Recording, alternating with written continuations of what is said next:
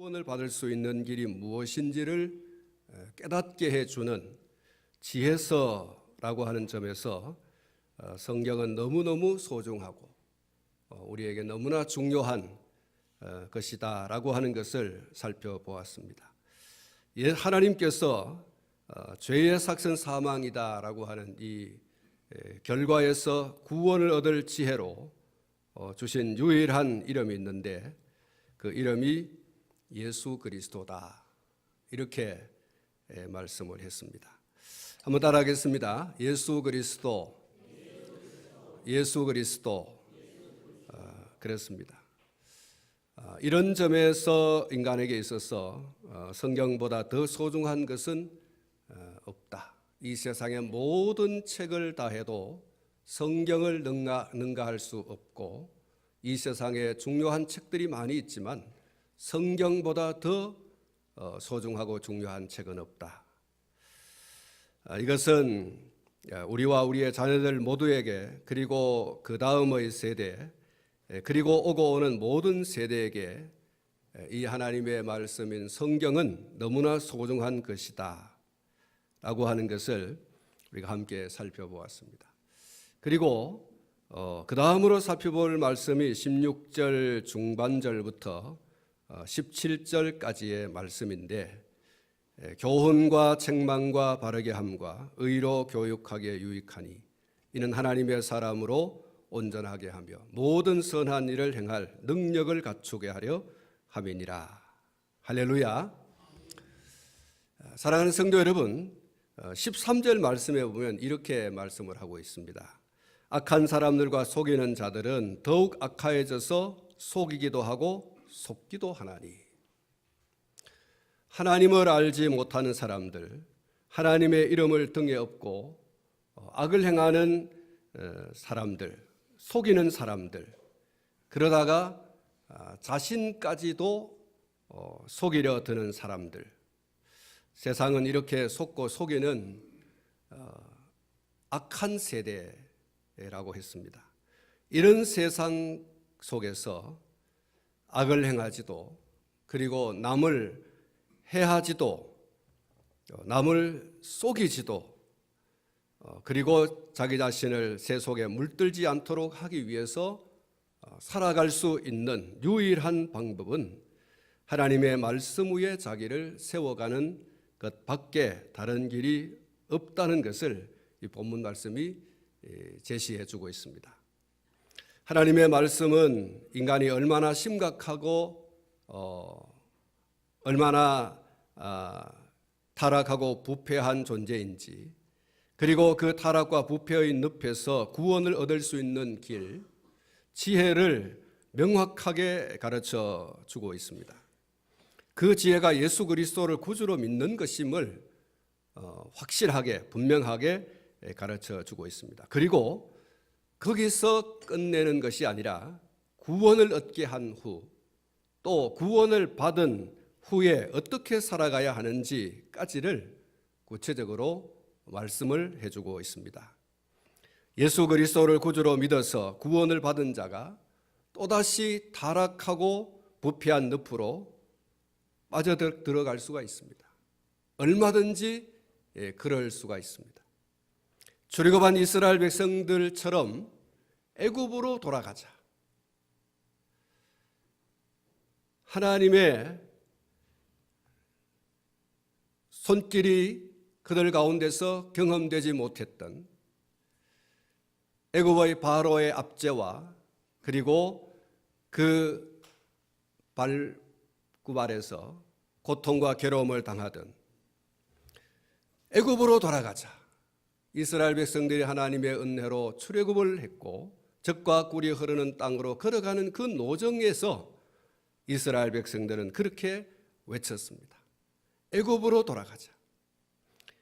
그렇게 회개하려고 하는 감정의 유혹을 날마다, 시간마다 오늘 예수 그리스도 안에서 구원을 받은 저와 여러분도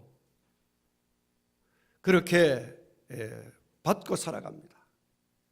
가다금씩 애굽으로 돌아가자, 예수 믿기 이전의 상태로 돌아가자, 이런 유혹의 속삭임을 우리가 받고 살아가고 있습니다. 이런 회귀의 감정, 이 유혹을 뿌리치고 17절에서 말씀하고 있는 하나님의 사람으로 온전하게 되어야 합니다. 그리고 모든 선한 일을 행할 능력을 발휘하는 그런 사람들이 되어야 합니다. 사랑하는 성도 여러분, 여기 하나님의 사람으로 온전하게 한다라고 했습니다. 이것이 무슨 말씀입니까? 좁게는 하나님의 일을 하기에 적합한 교사로 해석할 수 있지만 광의적 해석으로는 하나님의 일을 하기에 적합한 일꾼 또는 그런 사람, 그렇게도 해석이 가능하다고 봅니다. 그리고 모든 선한 일을 행할 능력을 갖추게 하려 함이라고 말씀을 했습니다. 이 말은 모든 선한 일을 행하기에 충분히 준비된 사람으로 변화되어진 상태를 말하는 것입니다. 선 중에 가장 선한 것은 하나님의 뜻대로 살아가는 것입니다. 하나님의 말씀에 맞추어서 언행심사를 다스리고 그렇게 살아가는 그것이 가장 선한 것이라고 할 수가 있습니다. 사랑하는 성도 여러분, 무엇이 이렇게 할 수 있다고 오늘 이 성경이 우리에게 가르치고 있습니까? 무엇이 이렇게 하나님의 사람으로 온전하게 그리고 모든 선한 일을 행할 능력을 갖추도록 하는 것이다 라고 했습니까? 그렇게 살아갈 수 있도록 하는 길잡이, 그리고 나침판, 그리고 공급처가 무엇이라고 말씀하고 있습니까? 하나님의 감동으로 기록된 성경이 바로 그 길잡이이고 나침판이고 그리고 공급차다, 이렇게 말씀하고 있습니다. 성경은 정황부한 하나님의 감동으로 기록이 되었고 전적으로 타락하고 부패한 인간으로 하여금 구원에 이르는 지혜를 주는 것일 뿐만 아니라 구원을 받은 사람들이 하나님의 사람으로 온전하게 되고 또 모든 선한 일을 행할 능력을 갖추도록 하는 나침판이요 그리고 공급처요 길잡이입니다. 그런데 이 성경을 어떻게 해야지만 그렇게 될 수 있는가? 어떻게 구원을 받은 사람이 하나님의 사람으로 온전하게 되고 모든 선한 일을 행할 그런 사람으로 능력을 갖추는 자가 될 수 있는가? 지난 주일날 워너메이커의 이야기를 여러분에게 들려드렸습니다. 그는 내 인생의 최고의 투자는 10살 때 성경을 산 것이다, 이렇게 이야기를 했습니다. 기자가 물었죠. 그러면 성경을 사기만 하면 됩니까? 이렇게 물었을 때 워너메이커는 예라고 대답하지 않았습니다. 아니요, 그렇지 않습니다. 먼저 하나님을 믿고 말씀을 실천해야지요. 하나님을 신뢰하고 즐겁고 기쁘게 일하다가 보면 성공은 어느새 자신의 옆에 다가와 있게 됩니다. 이렇게 얘기를 했습니다. 사랑하는 성도는 우리나라 속담에 구슬이 서말이라도 꿰어야 보배다, 이렇게 얘기를 하고 있습니다. 성경이 아무리 하나님의 사람으로 온전하게 하고 모든 선한 일을 행할 능력을 갖추도록 하는 공급처 혹은 길잡이 나침판이라고 하지만 이 성경을 돈을 주고 사기만 하면 그렇게 되어질 수 있는가? 아니면 성경을 등에 짊어지고 다니고 가슴에 끌어안고 있으면 그렇게 되는가? 아니면 베개를 베고 자듯이 늘 머리에 베고 자면 자연히 그렇게 되어질 수 있는가? 헐값에 성경을 사지 않고 아주 비싼 값에 성경을 사면 그렇게 되어지는가?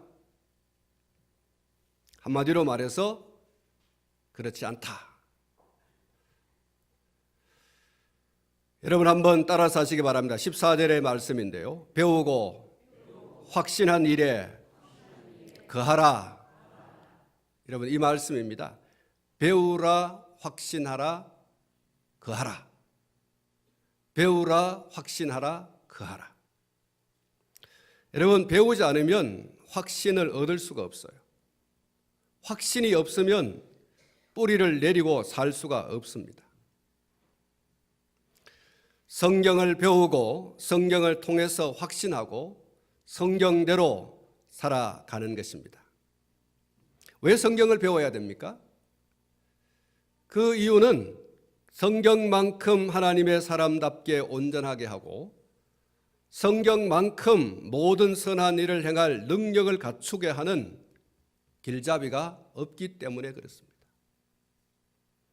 오늘 저와 여러분들이 하나님의 사람으로 온전하게 되고 모든 선한 일을 행할 능력을 갖추기 위해서는 성경을 배우고 그 배운 것을 확신하고 그리고 그 가운데 거하는, 그 가운데서 살아가는 것입니다.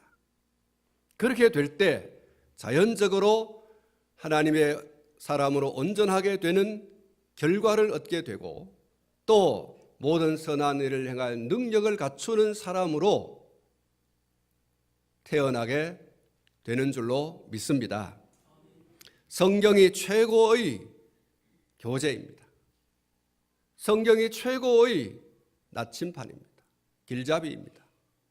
공급처입니다. 성경보다 더 복음 진리를 체계적으로 교육을 받을 교재가 없습니다. 또 성경보다 더 거짓되고 잘못된 교리나 사상이나 이론이나 삶에 대해서 이런 것이다 라고 가르쳐주는 교재도 없습니다. 성경보다 구원받은 성도로 하여금 바르게 자랄 수 있도록 교육할 수 있는 그런 교재가 없습니다. 성경보다 더 명확한 정의를 규정해 주고 가르쳐 주는 교재도 없습니다. 성경이 오늘 성경 말씀에서 말씀하고 있는 것처럼 교훈과 책망과 바르게 함과 의로 교육하기에 가장 유익한 교재인 줄로 믿습니다. 여러분, 성경보다 더 이렇게 복음 진리를 체계적으로 가르쳐 주는 게 어디 있습니까? 성경만큼 더 이것이 거짓되고 이것이 잘못된 사상이고 교리고 이론이고 삶이다라고 하는 것을 가르쳐주는 교재가 어디 있습니까? 성경만큼 구원받은 성도로 하여금 바르게 자랄 수 있도록 해주는 교재가 어디 있습니까? 성경보다 더 명확한 정의를 규정해 주는 것이 어디에 있습니까? 성경이 우리에게 그것을 제시해 주고 있습니다. 바르게 함과 의로 교육하기에 유익하다. 책망과 교훈으로 우리에게 하나님의 사람으로 온전하게 되고 모든 선한 일을 행할 능력을 갖추게 하는 공급처, 그것이 바로 성경이다. 그래서 우리는 성경을 배워야 하는 것입니다. 누가 하나님의 사람으로 온전하게 되고 누가 모든 선한 일을 행할 능력을 갖추는 사람이 될 수 있는가? 성경을 통해서 교훈을 받고 또 성경을 통해서 책망도 받고 성경을 통해서 바로잡음을 받고 성경을 통해서 정의를 배우는 사람이죠. 사랑하는 성도 여러분, 배우지 않으면 무식한 사람이 됩니다. 무식하면 자기 마음대로 자라나게 되어 있습니다. 자기 소견에 옳은 대로라는 말씀이 있습니다. 하나님의 가르쳐 주시는 진리대로가 아니라 자기 소견에 옳은 대로 살아가는 것이죠. 또 그렇게 신앙생활을 하는 것입니다. 그러면 그 결과가 어떻습니까? 자기 고집과 아집대로 신앙의 집을 짓기 때문에 결국은 무너지게 되어 있습니다. 하나님의 거룩한 사역의 디딤돌이 아니고 거치는 돌이 되어지는 것이죠. 더 나아가면 이단이 되고 사이비가 되는 것이죠. 성경을 통해서 신실하게 교훈과 책망과 바르게 함과 의로 교육을 받게 될 때 그가 어떤 사람이 되는가? 성경의 사람이 될 줄로 믿습니다.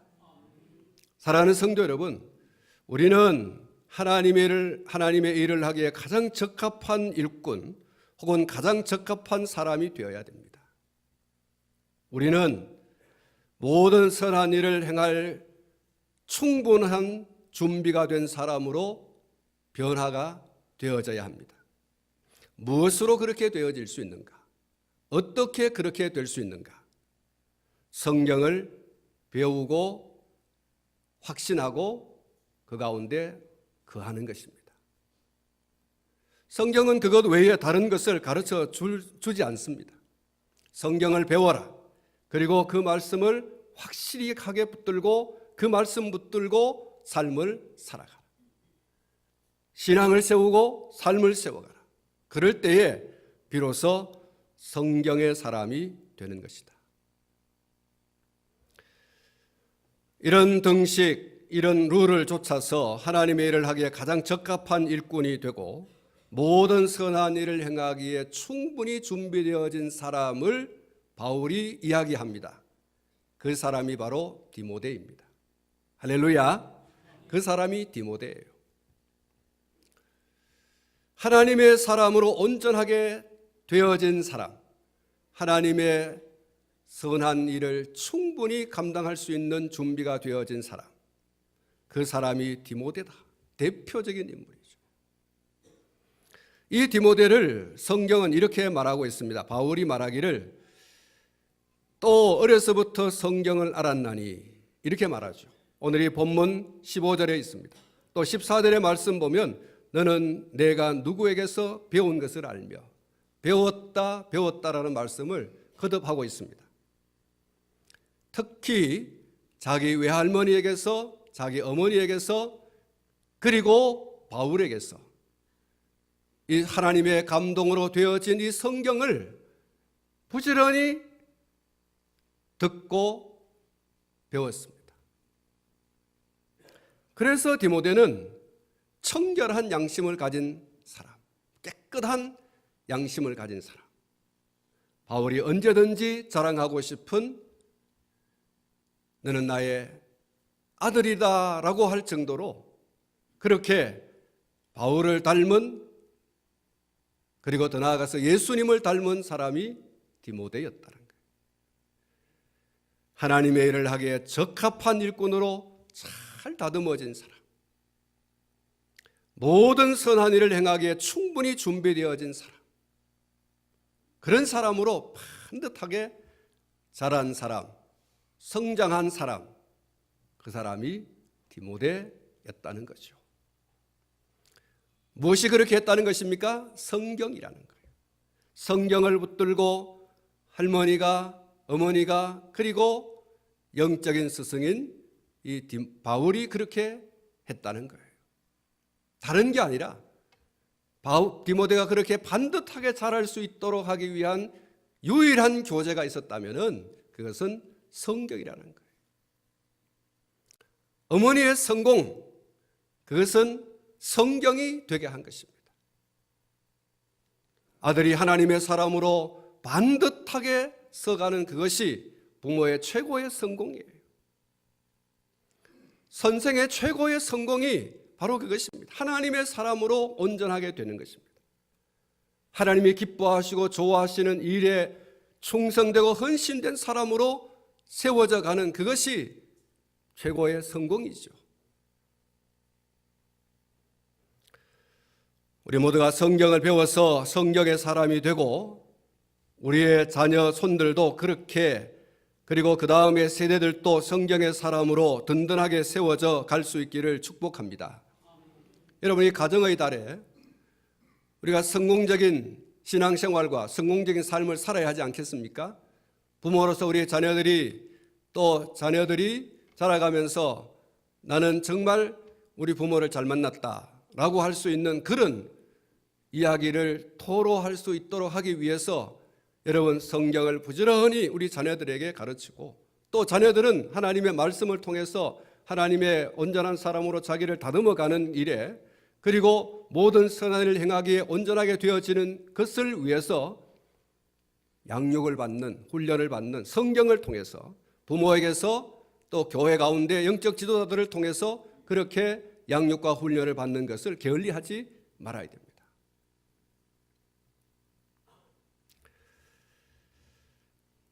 성경의 사람 도스토옙스키라는 사람이 있습니다. 이 사람을 여러분 가운데 소개하면서 오늘 말씀을 마치려고 합니다.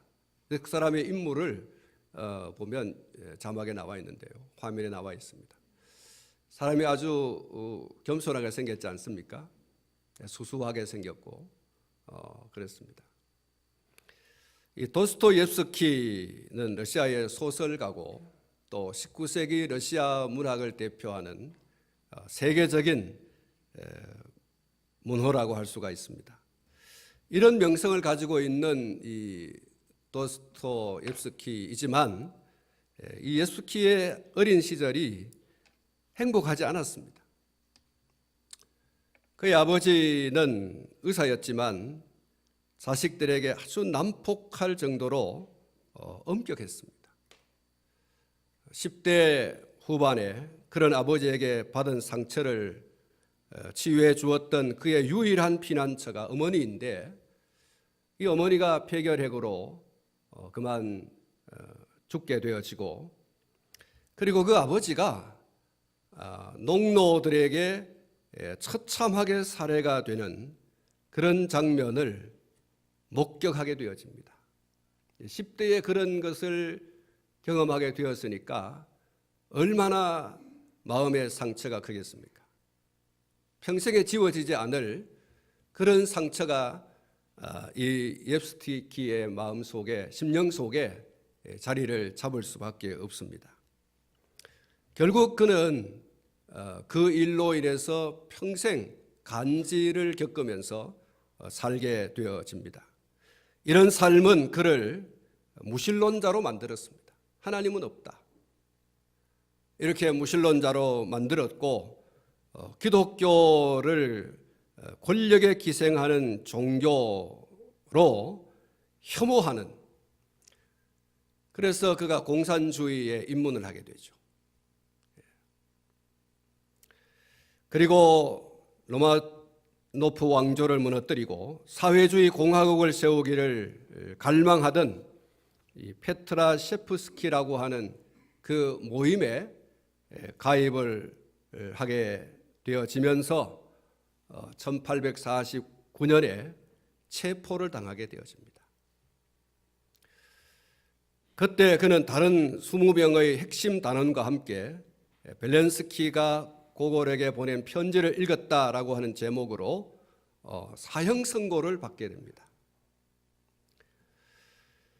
28세의 나이로 그가 사형대에 묶였습니다. 그는 그 사형대에서 이런 생각을 했습니다. 아주 마지막 순간이니까 절박한 심정으로 무언가를 갈구했습니다. 그것이 이것입니다. 다시 시작할 수만 있다면, 다시 시작할 수만 있다면 정말로 보람 있는 삶을 살 텐데, 그러면서 눈물을 흘렸습니다. 28세예요. 얼마나 패기 충만하고 충천한 그런 나이입니까? 세상을 다 집어삼킬 정도로 그런 용유백배한 나이가 되었는데, 그 나이에 세상을 떠나게 되어지는 그 참 순간에 다시 시작할 수만 있다며, 이런 간절한 애절한 그런 마음이 그에게서 일어났습니다. 그런데 놀랍게도 이 사형 집행 직전에 황제의 특사가 왔습니다. 살려주라는 것이죠. 특별 사면 영이 내려서 살게 되어졌는데, 이후에 4년간 시베리아에서 중노동 징역 살이를 하게 됩니다. 사형은 면하게 되어졌지만 이제 감옥소에서 계속해서 징역 살이를 해야 되는 그런 삶을 살게 됩니다. 그리고 그 춥고 척박한 시베리아 땅에서 흉악한 죄수들과 함께 지내면서 그의 인생에 정말 대전환점을 맞이하게 되어집니다. 그의 인생의 전환점이 이렇게 시작이 되었습니다. 시베리아로 가는 열차가 한 간이역에 멈추었을 때 한 여인이 차창으로 신약 성경을 건네주었습니다. 누군지는 알 수 없어요. 근데 그 여인이 신약 성경책을 차창 안으로 밀어넣어 주었고 그것을 이 도스토옙스키가 받아들였습니다. 그는 그 성경을 소중하게 가슴에 품고 힘들고 괴로울 때마다 그 성경을 읽어 내려갔습니다. 그리고 성경을 그 감옥소에 있으면서 별 다른 할 일이 없으니까요. 징역 살이하면서 노동 잠깐 하는 그 일 밖에는 별로 할 일이 없어요. 그래서 그 성경을 읽고 또 읽고 또 읽고 그리고 성경을 마침내 외우기를 시작했어요. 그 이야기가 너무너무 감동을 주었어요. 그냥 읽기만 했는데 그 성경 속에서 그에게 다가오는 놀라운 은혜가 있었어요. 읽고 읽고 또 읽고 마침내 성경을 외우기 시작했어요. 밀려오는 그 감동, 그 감격, 그리고 그가 그 성경을 바탕으로 해서 탕자 이야기를 근거로 그는 카라마조프 형제들이라고 하는 그런 유명한 책을 쓰게 되어집니다. 이 책의 가장 중요한 메시지가 하나님이 죄인을 얼마나 사랑하시는가 하는 것을 깨닫고 그 하나님의 사랑을 전하고자 하는 바로 그것입니다. 그는 폐동맥 파열로 인해서 60세의 나이로 사망을 하게 됩니다. 그의 마지막을 보면 그가 얼마나 성경을 사랑했는지 단번에 알 수가 있습니다. 그는 임종 직전에 그의 아내에게 시베리아 형무소에 있었던 시절 그가 지니고 있던 성경책을 건네주면서 성경책을 읽어주시오. 그렇게 부탁을 했습니다. 그날 밤 11시 그는 성경을 가슴에 안고 죽었습니다. 인생의 마지막 순간까지 그의 손에서 성경을 놓지 않고 인생의 마지막 순간까지 성경을 들을 만큼 성경을 사랑한 사람, 그가 바로 도스토옙스키입니다. 성경의 사람 도스토옙스키에게 하나님은 러시아 문학의 최고 거장이 되어서 하나님께 영광을 돌리게 했습니다. 내가 성경의 사람이 되고 내 다음의 세대가 성경의 사람이 된다면 하나님은 그 사람을 통해서 하나님의 위대한 일을 행하게 될 줄로 믿습니다. 성경의 사람 바울을 들어서 성경의 사람 디모데를 들어서 하나님의 위대한 일을 행하게 하시고 그 일을 진행시켜 가셨던 하나님께서 오늘 또 성경의 사람을 붙들고 하나님의 위대한 일을 행하게 되실 겁니다. 우리 인생의 성공은 바로 거기 있습니다. 하나님의 사람으로 온전하게 되고 모든 선한 일을 행하기에 준비된 사람으로 자기를 다듬어서 마침내 하나님의 귀한 일을 감당해내는 그것이 우리 인생의 성공입니다. 오늘 저와 여러분도 이런 성공의 사람이 되고 우리의 다음 세대, 오고 오는 세대들이 다 이런 성경의 사람으로 세워지는 성공한 인생길 걸어가는 저와 여러분, 우리의 다음 세대가 되기를 주님의 이름으로 축복합니다.